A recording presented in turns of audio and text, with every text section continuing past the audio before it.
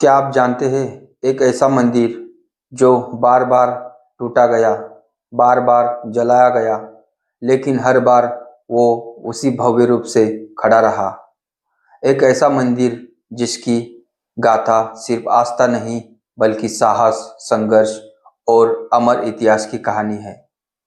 हम बात कर रहे हैं काशी विश्वनाथ मंदिर की, जो शिव की नगरी काशी की आत्मा है। हम जानेंगे आज इस मंदिर का वास्तविक इतिहास। भारत की सभ्यता में अगर कोई शहर अनादि और अविनाशी माना गया है तो वह है काशी। हिंदू परंपरा में इसे मोक्ष की नगरी कहा गया है। कहते हैं काश्यामरण मुक्ति, अर्थात काशी में मृत्यु होने पर मुक्ति निश्चित है। काशी गंगा नदी के तट पर स्थित है। गंगा की उत्तरी धारा पर बसे होने के कारण इसे अनोखा नगर माना जाता है। पुरातत्व साक्ष्यों के अनुसार काशी विश्व की सबसे प्राचीन सतत बसी हुई नगरी है। यूनानी यात्री मेगास्थनी चंद्रगुप्त मौर्य के समय ने भी इसका उल्लेख किया। वैदिक साहित्य और पुराणों में काशी का अनेक बार उल्लेख है। यहाँ के मुख्य देवता है भगवान शिव, विश्वनाथ, विश्व के नाथ। स्कंद पुराण और काशीखंड में वर्णन है कि स्वयं भगवान शिव ने इसे अपनी स्थायी नगरी बनाया। मान्यता है कि यहाँ भगवान शिव हर जीवात्मा के कान में तारक मंत्र फूंकते हैं, जिससे मोक्ष मिलता है। काशी केवल हिंदुओं के लिए नहीं बल्कि बौद्ध, जैन और सिख परंपरा के लिए भी महत्वपूर्ण रही है। सारनाथ काशी से कुछ किलोमीटर दूर में भगवान बुद्ध ने अपना प्रथम उपदेश दिया था। जैन धर्म के 4 तीर्थकरों का जन्म भी यही हुआ। गुरु नानक देव जी ने भी काशी में ज्ञान का प्रचार किया। विश्व प्लस नाथ, पूरे ब्रह्मांड के स्वामी शिव का यह रूप केवल नाशक नहीं बल्कि पालनहार माना जाता है। काशी विश्वनाथ मंदिर में विराजमान ज्योतिर्लिंग 12 ज्योतिर्लिंगों में से है और इसे सबसे महत्वपूर्ण माना जाता है।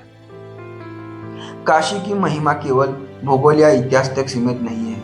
यह वह स्थान है जहाँ धर्म, दर्शन, अध्यात्म और संस्कृति एक साथ मिलते हैं। काशी विश्वनाथ मंदिर इस नगरी की आत्मा है और इससे इतिहास को जानना मानव भारत की आत्मा को समझना है। ऋग्वेद, यजुर्वेद और अर्थवेद में प्रत्यक्ष या परोक्ष रूप से काशी का उल्लेख मिलता है। यजुर्वेद में वाराणसी शब्द प्रयोग हुआ है, जो वाराणसी काशी का ही रूप है।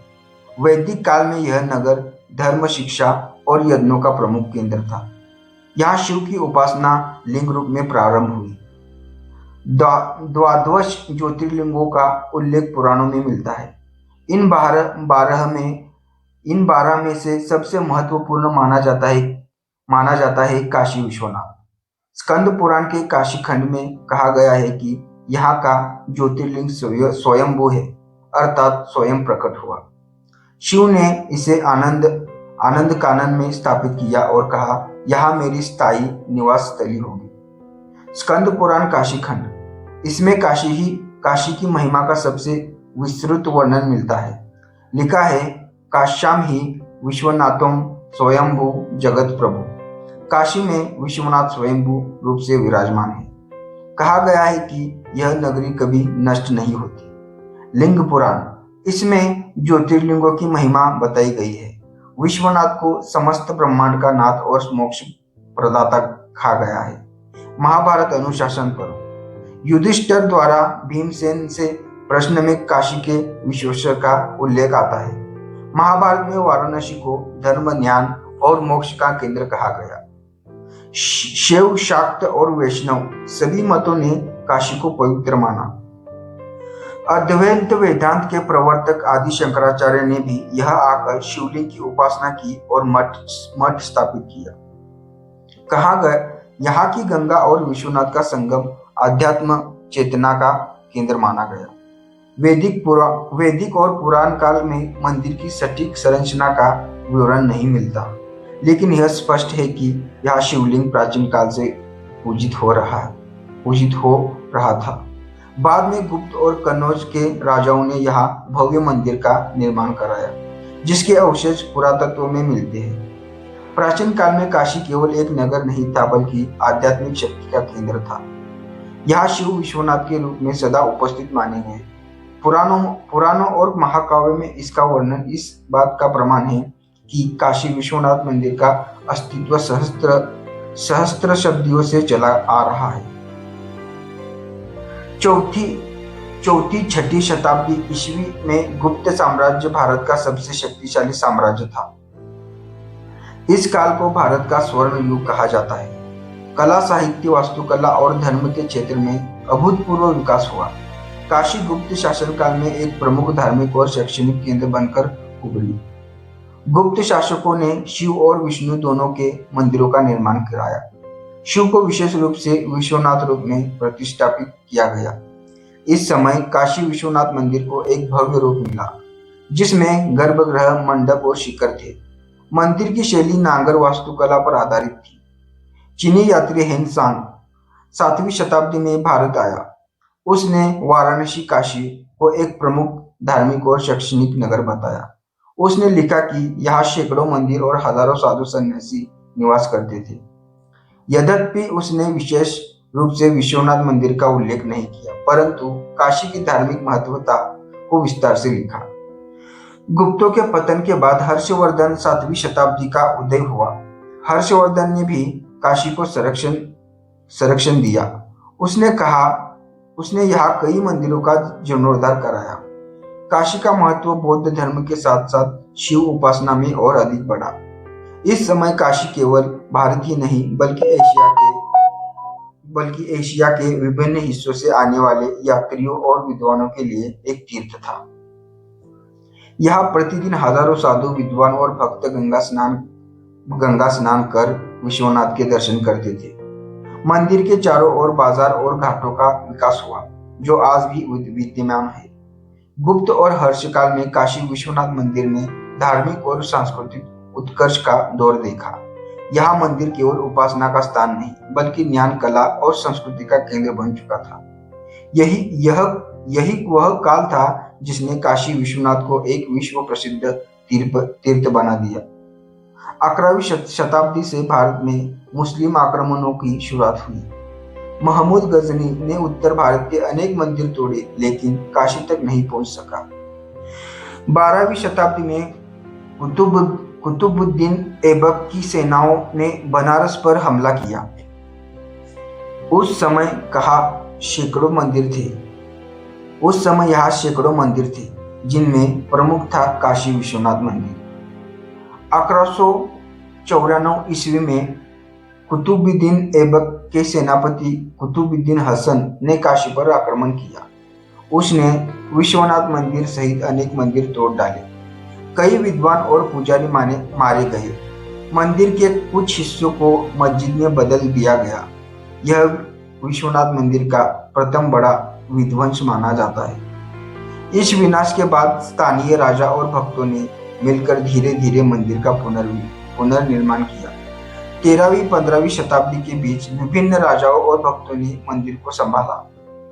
मंदिर भले ही पहले जैसा भव्य न रहा हो, लेकिन शिवलिंग की पूजा निरंतर चलती रही।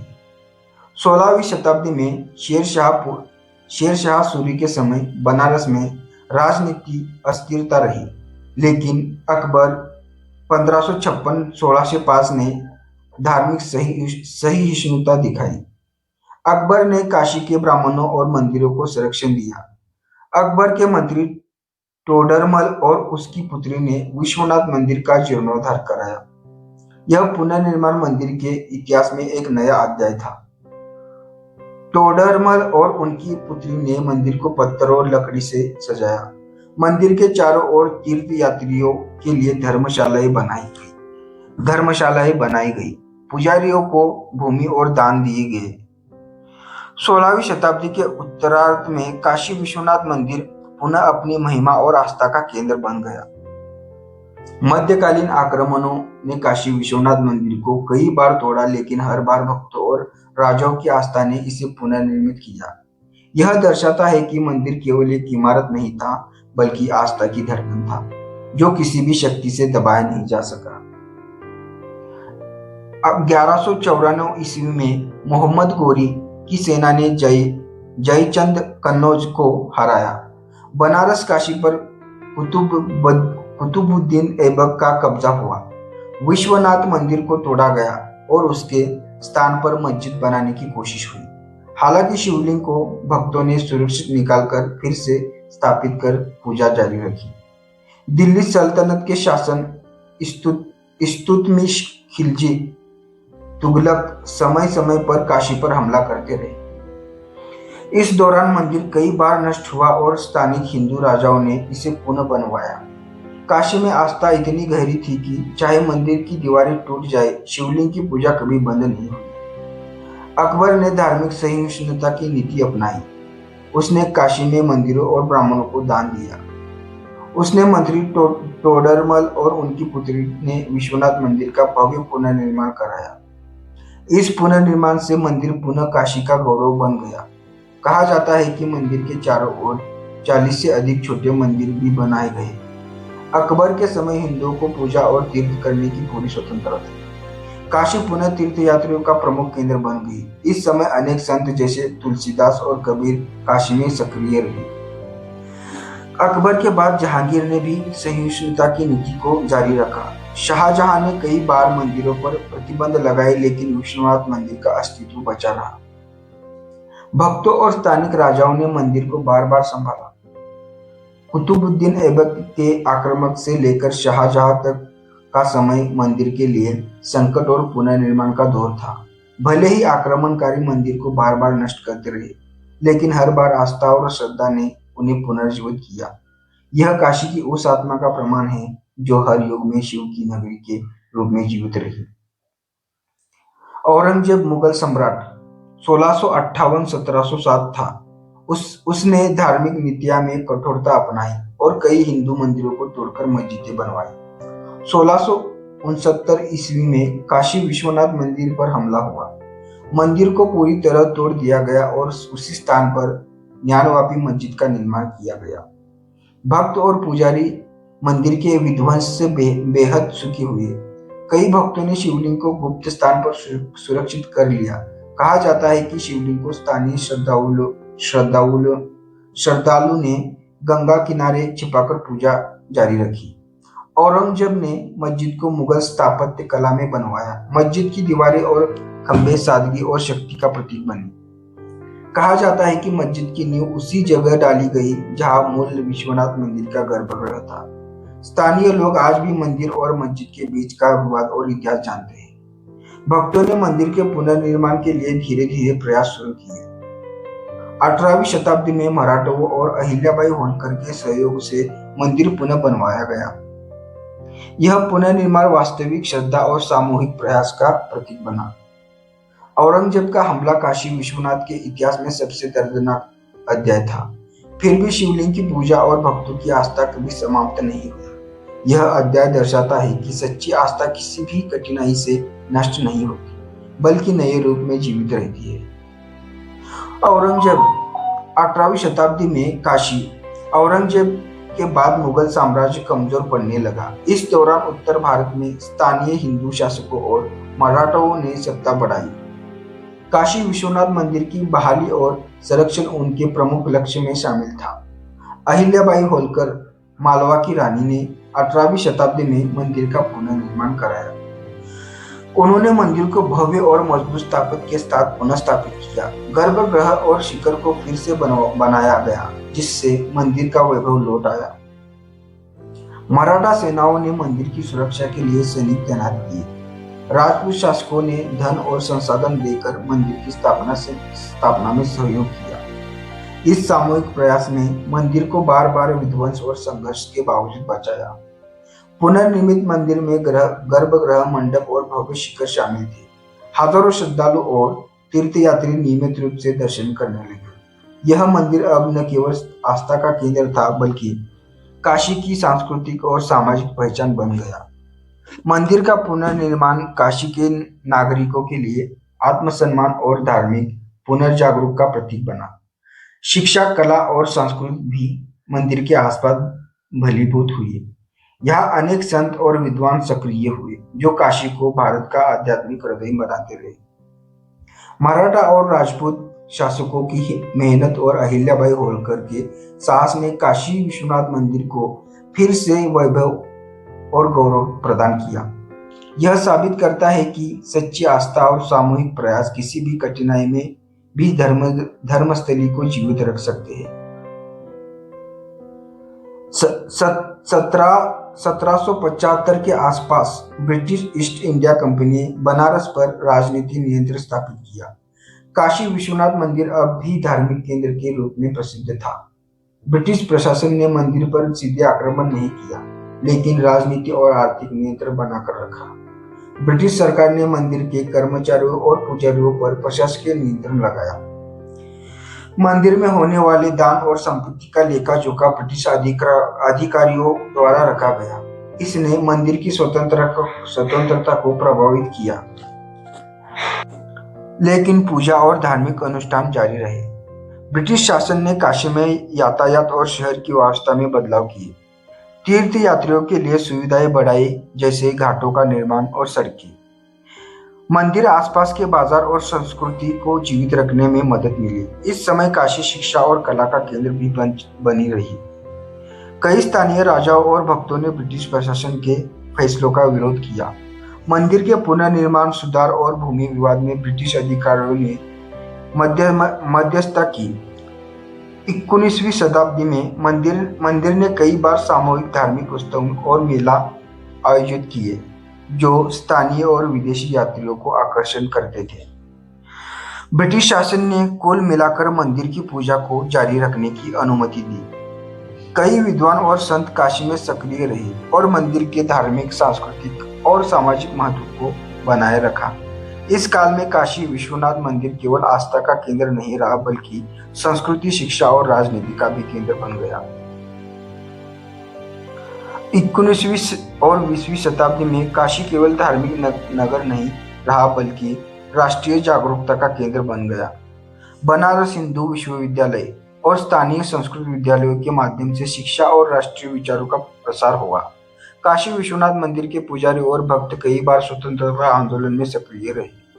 भारतीय स्वतंत्रता संग्राम के दौरान कई सभा और जलसे मंदिर के आसपास आयोजित किए गए।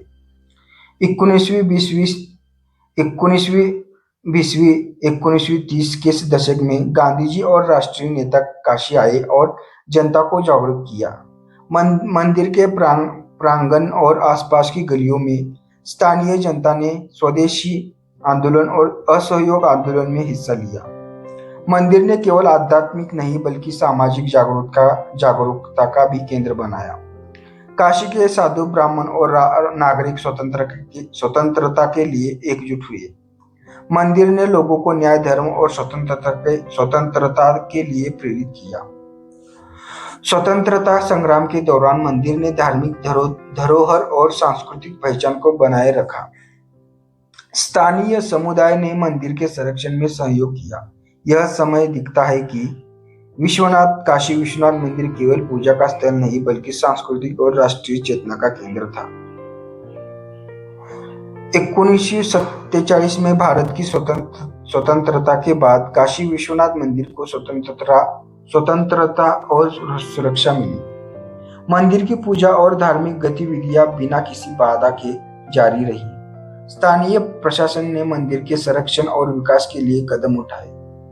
20वीं सदी में कई सुधार और पुनर्निर्माण किए गए। मंदिर परिसर में घाटों, पथ और सुविधाओं का विकास हुआ। 1983 में काशी विश्वनाथ धाम का योजना प्रारंभ हुआ, जिसे 21वीं सदी में पूर्ण रूप दिया गया। नई इमारतें और भव्य शिखर बनाए गए। मंदिर के चारों ओर आधुनिक सुविधाओं का समावेश किया गया। तीर्थ यात्रियों और श्रद्धालुओं के लिए सुविधा केंद्र, पार्किंग और दर्शन के लिए व्यवस्था की गई। यह परियोजना काशी विश्वनाथ को वैभव और आधुनिकता दोनों प्रदान करती थी। मंदिर आज भी हिंदू धर्म का प्रमुख तीर्थ स्थल है। प्रतिवर्ष लाखों श्रद्धालु और पर्यटक यहाँ आते हैं। काशी विश्वनाथ केवल पूजा का स्थल नहीं, बल्कि भारतीय संस्कृति का, कला और इतिहास का प्रतीक है। आधुनिक समय में मंदिर ने पर्यटक, शिक्षा और सांस्कृतिक गतिविधियों में योगदान किया। धार्मिक त्योहार जैसे महाशिवरात्रि, कार्तिक पूर्णिमा और श्रावण महीने में लाखों भक्त दर्शन करते हैं। मंदिर और गंगा का संगम अब भी आध्यात्मिक ऊर्जा का केंद्र माना जाता है। काशी विश्वनाथ मंदिर का इतिहास सदियों से संघर्ष, पुनर्निर्माण और आस्था का प्रतीक रहा। प्राचीन काल से लेकर आधुनिक समय तक यह मंदिर भारत की सांस्कृतिक, धार्मिक और सामाजिक पहचान को बनाए रखने में सफल रहा। आज यह न केवल भक्ति का केंद्र है, बल्कि इतिहास और आधुनिकता का संगम भी बन चुका है।